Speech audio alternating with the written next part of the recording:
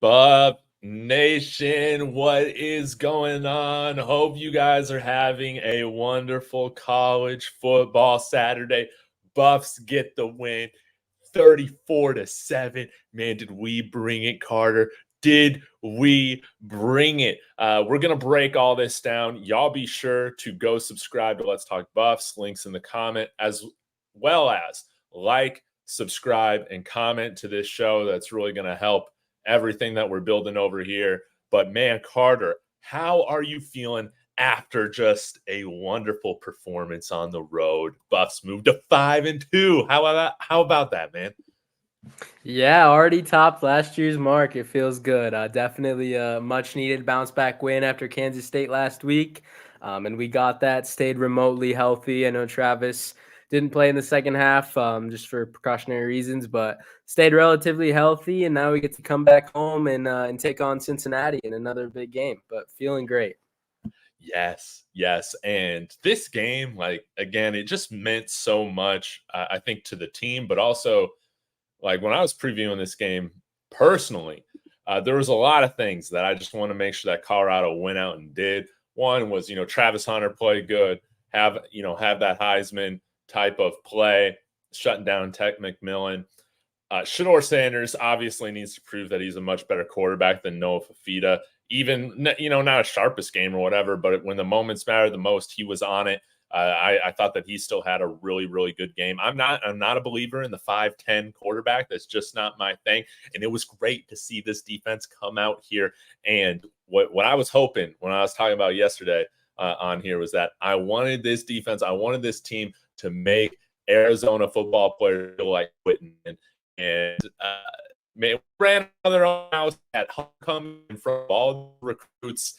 That I think they pretty much. We gave them the belt, man. We gave them the belt.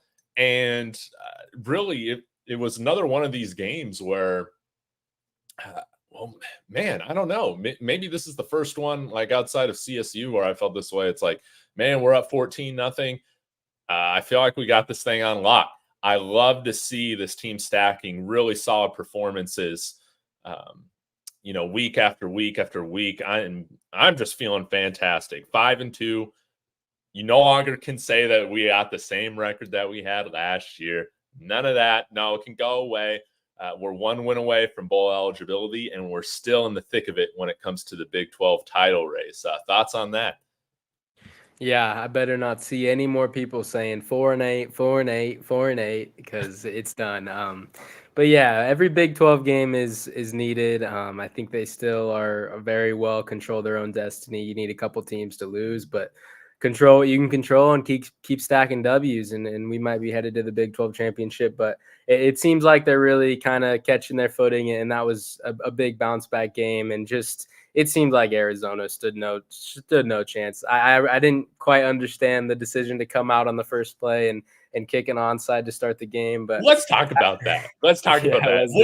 What were you thinking when that happened, man? I mean, when I first watched, I was like, "Oh shit, oh, okay." And then Brandon Hood jumped on it. I'm like, "Why would you do that?" I mean, the only chance you have with CU in this game, if you're Arizona, is to get into a shootout with them. And the last time CU started their game with an opening drive touchdown was North Dakota State. They have started slow every game since then. Why would you give Shador that starting field position? It didn't make much sense to me. And just like that, they were in a hole. And I mean, that's something I would be more open to coming out the second half. Surprise them in the second half. But doing it on the first kick, it didn't make much sense because there's a lot of game left. And I mean, with this offense, one touchdown, if they were to go and score is really nothing. So it didn't make much sense to me. And CU capitalized on it. Man, it was definitely surprising for me to see because I just feel like that's just a scared move, man. Like when your team's not that good, it's like, all right, man, I'm even going to start this thing out with the trick play because it's not like Arizona's defense. It's not elite or anything where it's like, man, I totally believe in this defense, even if we give them a short field. It was more just like head scratching. Why? And I have been pretty vocal, I feel like, throughout this offseason that I just don't trust Brett Brennan. And I got to say, man, with all the Arizona fans talking over the last year since this last game, man, this feels sweet. It feels so vindicating. And man, our pass rush got after it. Thanks so much, D, for the $2 super chat, for the cup of coffee. Really appreciate it. CU's defensive line stunts were NFL like. Carter, thoughts on just the defensive pass rush? I mean, it was menacing. I'll go ahead and pull up the box score here so we can give credit to like all 1 million players that got a sack today. But this was great, man. We didn't just have BJ, always penetrating, Green penetrating. We had everybody penetrating. Yeah, BJ Green talked about it on Romy Bean's show that she does every week, that the floodgates are open now. I'm coming. And then he did. He came and got 2 sacks today, 1 forced fumble. So, I mean, and then we saw Keaton Wade at the start of the game get a big sack. Off of and a I think stunt. he ended with 2, I think, right? Yes. He ended with 2. So, I mean, it was awesome to see. I think 7 total sacks on the day for the pass rush, and they just did an unbelievable job. Sam Okunlola was getting after Fafita, and they were bringing big pressure. Like Shiloh came and hit Fafita early on in the game and really laid him out. But man, they were making it tough on Fafita. Yes, and shout out to everybody who got the sacks. So Keaton Wade and Samuel Okunlola with 2 apiece, and then you had 1 sack each from Nakai Hill Green, Arden Walker, and BJ Green. So BJ only got 1. Plethora of other quarterback hits, pressures, hurries. I mean, they were constantly in the backfield, and that's just a beautiful thing, man. With how, when I was talking about my keys to the game, I was like, let's get out to a lead and let's put the ball in Fafita's hands. Like, that might seem weird, even saying with the season that he had last year, but it just proved to be the winning recipe, getting out to a nice double-digit lead. They weren't able to rely on their running game, but they didn't even have like a great efficiency from the ground. Connolly and Riscano both under 4 yards a carry. And then Noah Fafita, 16 of 26 for 138 yards, 5.3 yards per attempt, 1 touchdown, 1 pick, and he had a fumble, right, as well? Yeah. Lost 1. So, man, the defense was all over the place. Who else really stood out to you on that side of the ball during this performance? Yeah, I mean, Colton Hood ends this game with an interception, so that's back-to-back weeks for a Colton Hood interception. It's nice to see him playing really well in Travis's absence. But man, Nakai Hill Green just keeps playing unbelievable. There was that one play on the goal line where the running back was probably like a quarter of a yard from scoring, and Nakai Hill Green just hits him and just straight backwards. I mean, they ended up scoring, but Nakai Hill Green played amazing. And 7 total sacks is amazing number for this team. But there were so many plays where they should have had a sack. Like Fafita just escaped. I mean, he's a solid quarterback. I mean, he runs really well, and he's escaped a ton of sacks. So that number could have even been higher. It was just an amazing game from Livingston and from the entire defense, really. Yes. Shout out to Dante for the $10 super chat. Thank you again so much for supporting what we got going on over here. It means a lot. He said we should be ranked in the top 25. We have the best defense we have the best defense in the country, I think is what you're trying to say. The best quarterback, the best receiving group, the best player, and the best coaching staff. CU rules, man. I love it. Well, I think we definitely took another step towards being ranked. We'll see what happens after this, but man, like, I'm just so proud of this team. Has improved so much, even from the beginning of the season, to see not only guys like Cash Cleveland get out on the field and hold his own, right? Like, who would have thought that? Who would have thought that, Carter? But also, I just love the way that this team bounces back.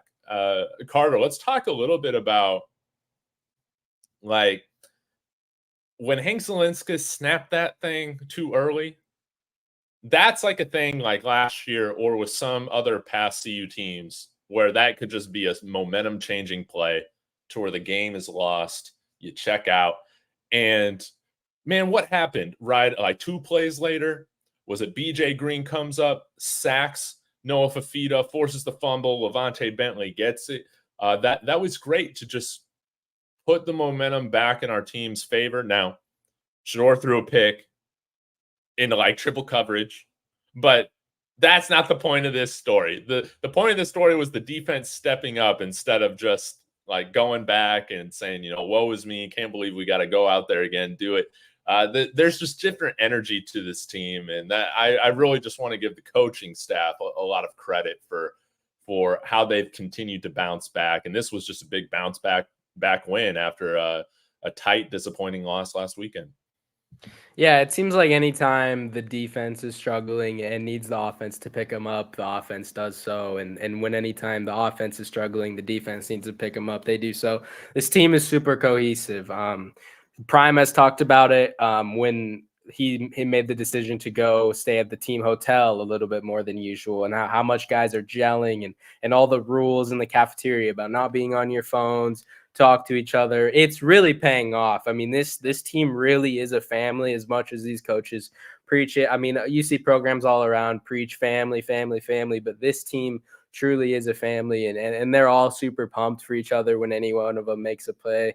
And it's really paying off what Prime's been doing.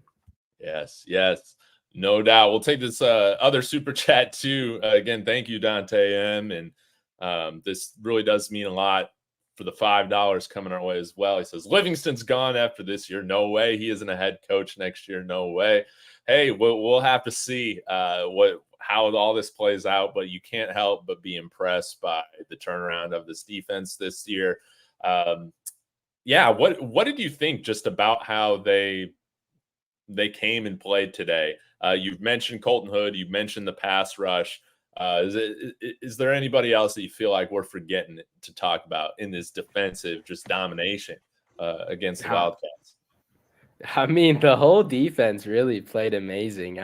They played a lot more zone than usual, and that was kind of a testament to Fafita's rushing ability. So, I mean, just if I'm going to give props, anybody give more props to Robert Livingston for being super prepared for this game and only allowing 7 points. That 7 points coming in the first quarter, 0 after that, even when the offense turned it over and gave them opportunities to score. They really never had the chance to do so. I know they had a missed kick, but this defense, I mean, if this defense plays like that in any game, there is no way we're not winning.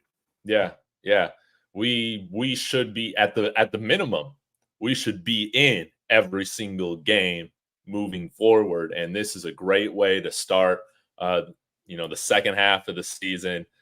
Oh man, that game against Cincinnati might be a little bit more challenging than what we thought it was going to look like 6 months ago, Carter. But feeling great, getting a solid road win, and I want to point this out. Guys. This rarely happens with the Buffs. Now, I know it was kind of skewed towards the end, but numbers are numbers. We're gonna point this out. 34 passing attempts to 39 rushing attempts. 148 yards on the ground. That is a thing of beauty. We ran well enough to keep the defense on their heels. And let's go through the rushing numbers here. Shador Sanders, 7 carries, 6 yards. Isaiah Gustav, 14 for 53 and a touchdown. Charlie Hoppertall had a 39-yard run, 7 carries, 53 yards. Down Hayden, 6 for 35 and a 27-yard run that was a thing of beauty. Michael Welsh, 1 for 8. We ran the ball so well in short yardage, and all these backs had their moments, man. I felt like they all did. But what was your thought on the running game today? Yeah, I was pretty excited to see Augusta get the start coming into this game. I thought he deserved that. But I'm kind of glad they spread it out. I know Mike has been dealing with some injuries, so we haven't seen as much as him as normal. But I thought Isaiah ran well. He did what we needed him to do. And then Dallin came in at times and and had that explosive run. And Charlie was the one that, finished the game off. Shedeur got a rushing touchdown. Shedeur should have had 2 rushing touchdowns. They called that one down. He was definitely in, and that led to the Augusta touchdown.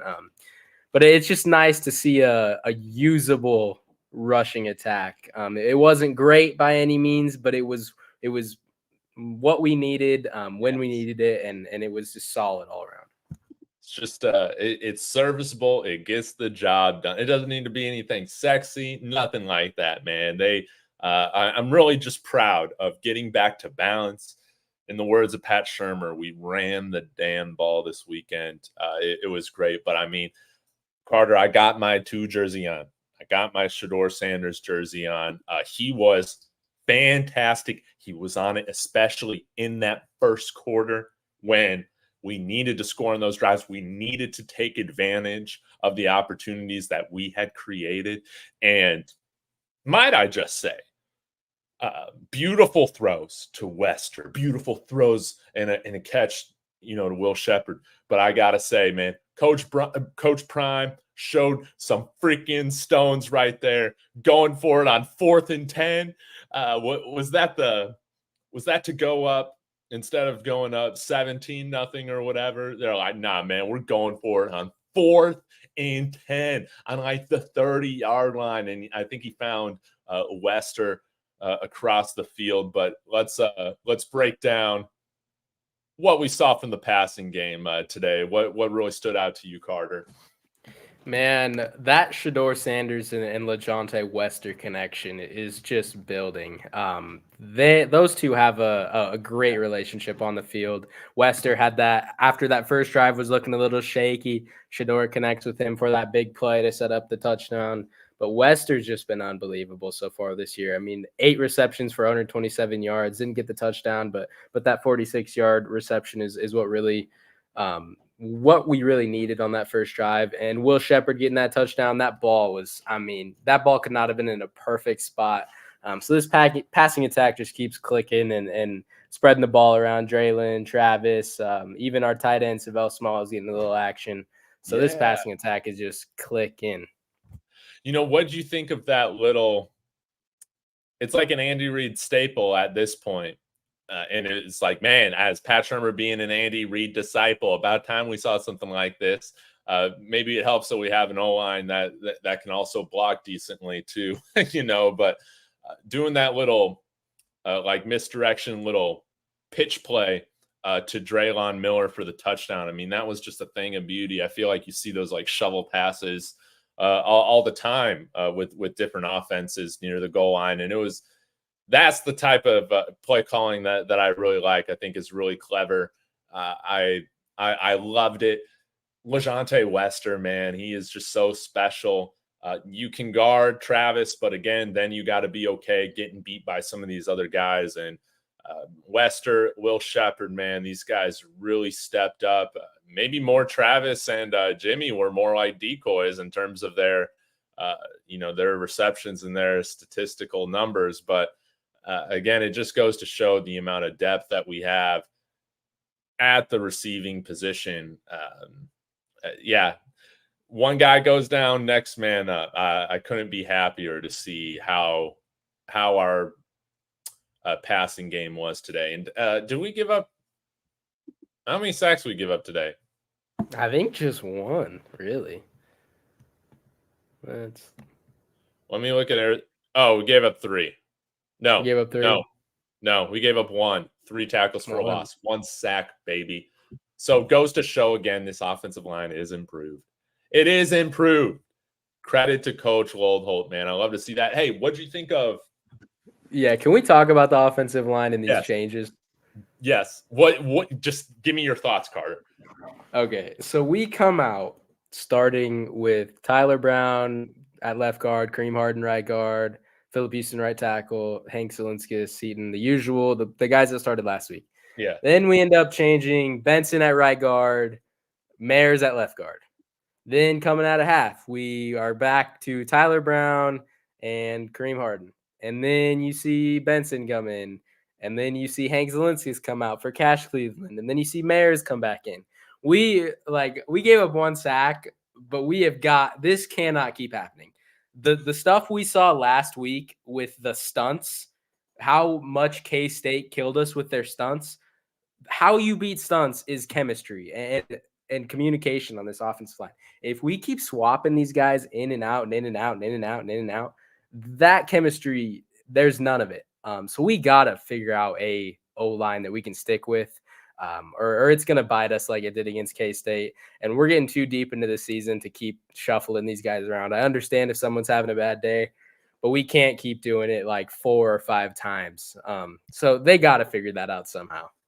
Yeah, it was crazy to see. But yeah, like it was a cool game to watch because I felt like everybody played pretty well. And credit to Shador. He was somebody that I think that we both spoke pretty candidly about after last game about how he just had a bad game against KSU with his pocket presence. It just felt like it was terrible in some spurts. And he was so good with getting the ball out, man. In this game, he was decisive. He was stepping up. He wasn't holding on to the ball for too long. It was just beautiful, man, to see how he bounced back, how our offensive line bounced back, really everybody. And I mean, how could we forget also about Shiloh Sanders, man? What did you think of his play? I thought that he was pretty good today and had some nice bounce back moments here and some good open field tackling for the Buffs as well. Yeah, no Shiloh missed tackles that I remember. He had that big hit on No Fafita. Just a much needed bounce back game for him. Pretty happy for him. He needed it.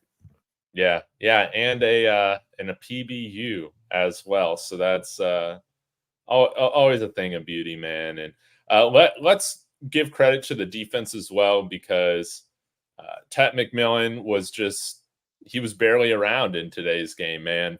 5 receptions, 38 yards. You had 5 guys catch passes for the Arizona Wildcats. And again, their team averaged 3.1 yards a carry, which is definitely what you want to see from this defense, man.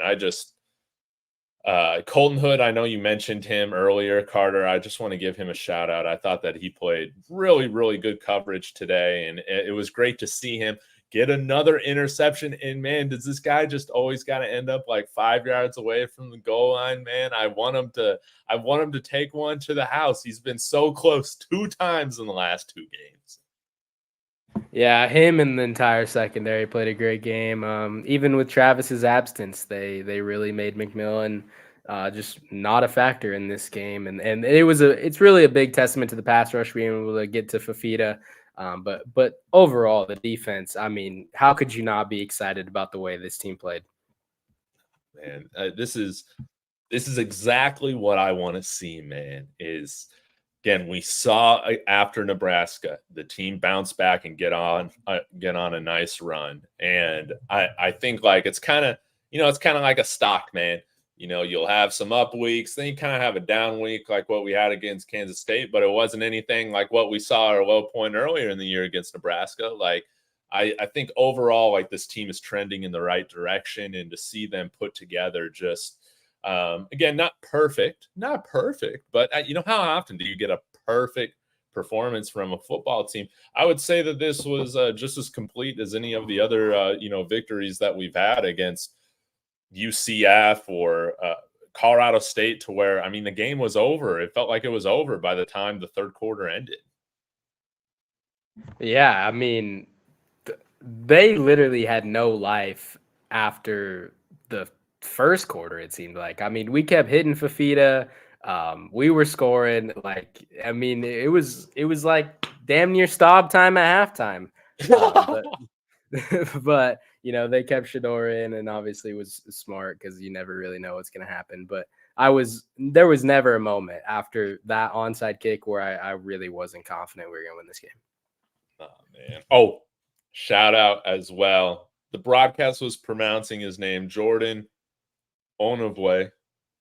I usually say Onavue, but I'll take the broadcast on this one. Onavue. Nice to see him get in the game. I know Staub targeted him in the end zone, and I think Shador threw one of his first passes to him. That was like a screen play right by the goal line. I hate that play call, but it is what it is. It was nice to see him get on the field. I feel like he held his own. I'll have to go back and look on the replay to see like how he did in like blocking and stuff like that. But yeah, and I'm just really proud of this team, seeing everybody step up, man. Like Carter, before the season started, if I told you, we'd be going into Cincinnati game at 5-2, man, how would you be feeling? Pretty good. Yeah.